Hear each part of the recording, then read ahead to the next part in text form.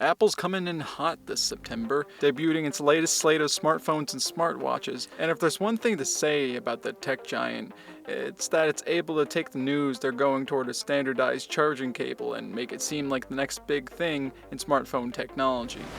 Talking from the spaceship at the end of one infinity loop, Apple execs like Tim Cook promised us features that will improve lives, but in reality we're looking at some minor innovations to Apple's tried and true design philosophy.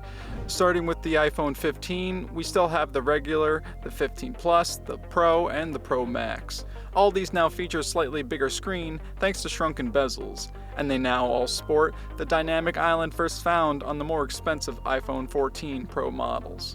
The iPhone 15 Pro and Pro Max, both powered by the A17 Bionic chip, are now housed in a titanium body, which is a nice touch for that premium feel, though we'll have to see if it actually matters at all for both survivability and weight.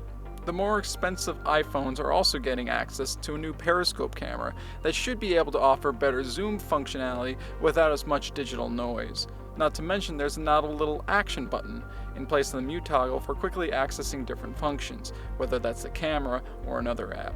There's new colors and finishes, but all that ignores the big elephant in the room, the one shaped like a giant USB-C charging port. Apple's phones as well as the AirPods Pro have ditched Lightning and will now all support the standard charging port. Apple only mentioned that the Pro will receive USB 3 speeds, though users can now sap power between their devices if they so choose. We'll have to run tests to see how well Apple charging performs compared to the competition, now that everybody's on the same playing field.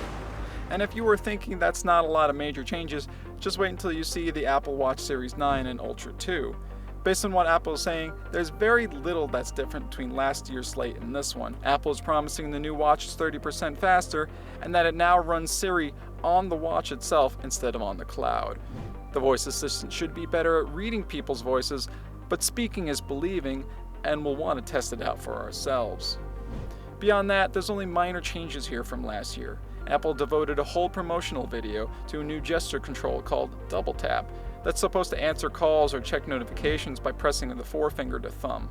The Ultra 2 remains the big $800 sportsperson's dream watch, but the only major addition is the surprisingly bright 3000 nits, plus the ability to darken down to just 1 nit. We'll see what happens with hands-on time, but it's hard not to walk away from Apple's latest watch news without wondering, why should anybody buy the Series 9 if they have any watch from the past few years?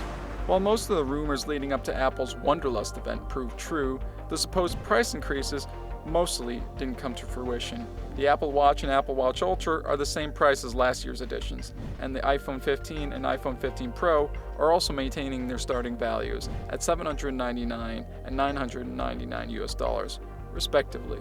The only version that's going up in price is the iPhone 15 Pro Max, which will start for $100 more at $1,199. All in all, Apple's trying to make a statement with its iPhone Pro and Pro Max models, more than anything else. The move to a titanium body, a new periscope camera, and an action button are all interesting features, but the move to USB-C is probably the most dramatic change for Apple's environment since it first came out with the Lightning cable. We'll have to see if this really means a big sea change for the company, allowing us to finally use all our extra Android cables to finally power our iPhones and our AirPods.